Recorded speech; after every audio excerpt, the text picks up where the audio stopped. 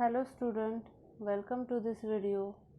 Today we are going to learn ninth topic, direct proportion and inverse proportion. This is the third video of this lesson. So let's start. In the previous video we have learned about direct proportion. Today we are going to learn inverse proportion. तर आज आपण inverse proportion म्हणजे काय हे पाहणार आहोत. Let's start. त्यासाठी इथे पुस्तकातलंच उदाहरण आपण घेत आहोत. Some volunteers have gathered to dig 90 pits for a tree plantation programme. एका वृक्षारोपणाच्या कार्यक्रमासाठी काही व्हॉलंटियर्स जमा झाले आहेत ज्यांना 90 खड्डे खणायचे आहेत. One volunteer digs 1 pit in a 1 day. एका व्हॉलंटियरला एक खड्डा खणण्यासाठी 1 दिवस लागतो. If there are 15 volunteers, they will take 90/15 is equal to 6 days to dig the pits.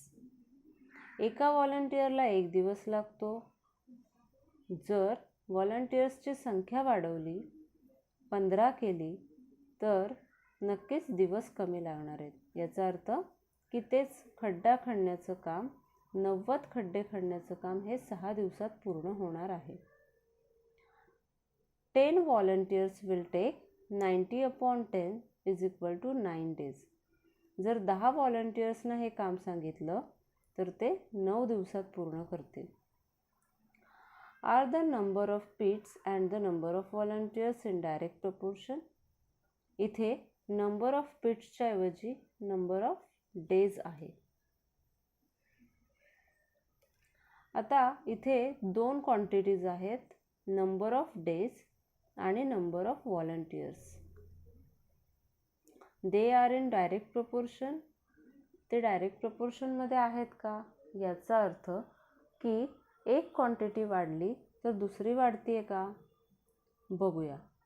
Number of days आणि नंबर ऑफ व्हॉलंटियर्स. एक व्हॉलंटियरला एक खड्डा खणायचा आहे. 1 दिवस याप्रमाणे त्याला 90 खड्डे खणण्यासाठी 90 दिवस लागतील.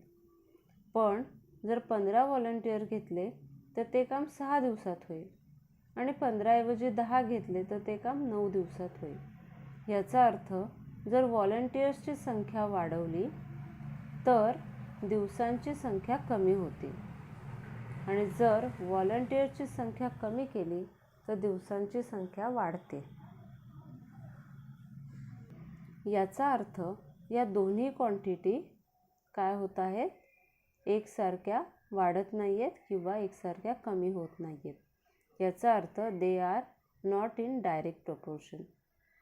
If the number of volunteers decreases, more days are required. बरोबर ना? व्हॉलंटियर्सची संख्या जर कमी केली तर काम करण्यासाठी वेळ जास्तच लागणार आहे, दिवस जास्त लागणार आहेत. And if the number of volunteer increases, जर आपण व्हॉलंटियर्सची संख्या वाढवली तर fewer days are required for the job. अगदी काहीच दिवस हे काम पूर्ण करण्यासाठी लागणार आहेत. म्हणजे व्हॉलंटियर्सची संख्या वाढली की दिवसांची संख्या कमी, व्हॉलंटियर्सची संख्या कमी केली की दिवसांची संख्या जास्त. However, the product of the number of days and the number of volunteers remains constant. आता या ठिकाणी हा शब्द खूप महत्त्वाचा आहे. The product. प्रॉडक्ट म्हणजे त्यांचा गुणाकार, त्यांचं मल्टिप्लिकेशन. आता जसं डायरेक्ट प्रपोर्शनमध्ये रेशो कॉन्स्टंट राहत होता, हो की नाही, त्याच पद्धतीने या प्रकारच्या व्हेरिएशनमध्ये, या प्रकारच्या प्रपोर्शनमध्ये product of the number of days and number of volunteers remain constant, and we say that these numbers are in inverse proportion. तर ह्या ज्या दोन क्वांटिटीज आहेत, डेज आणि नंबर ऑफ व्हॉलंटियर्स, यांचा जर प्रॉडक्ट घेतला, यांचं मल्टिप्लिकेशन केलं तर ते कॉन्स्टंट राहतं आणि या प्रकारच्या प्रपोर्शनला आपण इन्वर्स प्रपोर्शन असं म्हणतो. See this example based on inverse proportion. Example, 15 workers take 8 hours to build a wall how many hours will 12 workers need to build the same wall? 15 मजुरांना 8 तास लागतात एक भिंत बांधण्यासाठी. तर 12 मजुरांना तीच भिंत बांधण्यासाठी किती तास लागतील, असा हा प्रश्न आहे. आता इथे पहिल्यांदा आपल्याला त्या दोन क्वांटिटीज कोणत्या ते पहिल्यांदा शोधायचं आहे. तर त्या दोन क्वांटिटीज कोणत्या आहेत? 15 वर्कर्स म्हणजे number of workers and 8 hours म्हणजे टाईम किंवा नंबर ऑफ आवर्स. ह्या दोन क्वांटिटीज आहेत.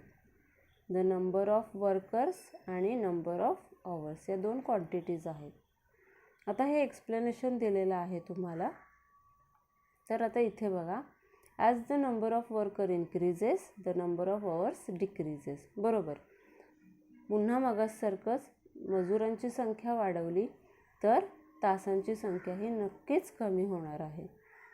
त्यामुळे ह्या दोन्ही क्वांटिटीज इनवर्स प्रपोर्शनमध्ये आहेत. त्यामुळे तुम्हाला वाक्य लिहायचं आहे सोल्युशनमध्ये, the number of workers and the number of hours are in inverse proportion. आणि त्यामुळे काय होईल?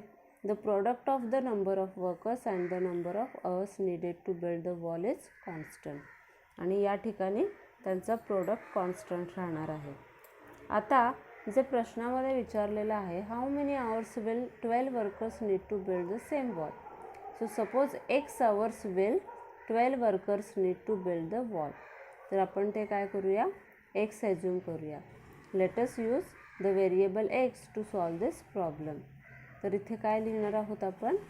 Late x hours will be needed to build the same walls for 12 workers. Okay. आता suppose 12 workers take x hours, 15 workers takes 8 hours, 12 workers take x hours. तर आपण मगाशीच म्हटलं की प्रोडक्ट रिमेन कॉन्स्टंट, त्यांचं मल्टिप्लिकेशन कॉन्स्टंट असतं. त्यामुळे 15 × 8 is equal to 12 × x. तर तेच इथं लिहिलेलं आहे. 12 × x इज इक्वल टू 15 × 8.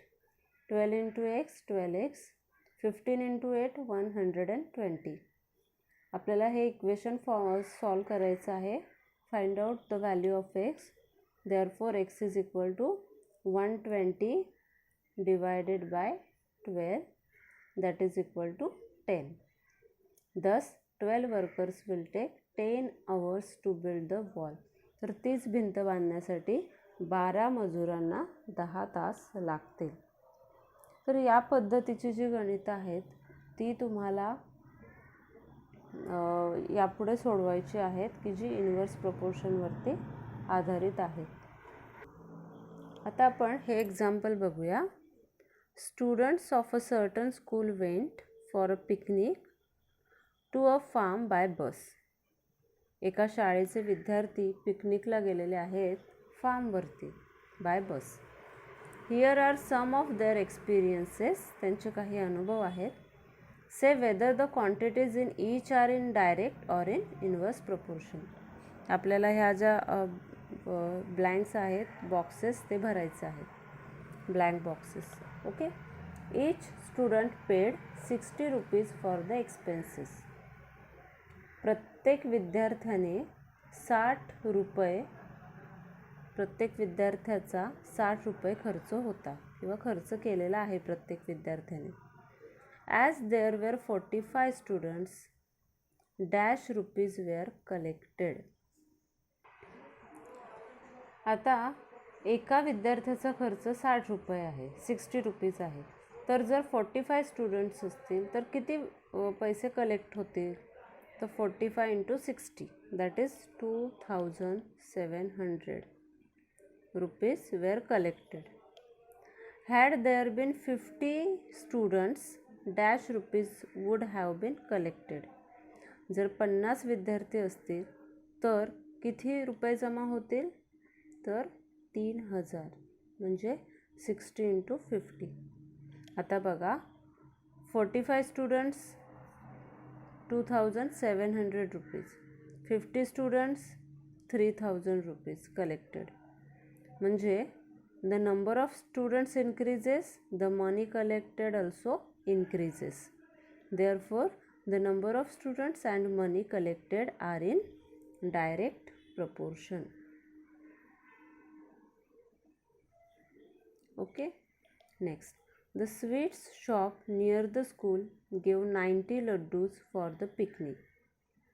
एका स्वीट शॉपने शाळेला त्या पिकनिकमध्ये 90 लाडू दिलेले आहेत. If 45 students go for the picnic, जर 45 विद्यार्थी त्या पिकनिकसाठी गेले असतील, each will get how many laddoos? 2 laddoos. बरोबर ना? 45 जर मुलं असतील तर एकाला 2 लाडू मिळतील.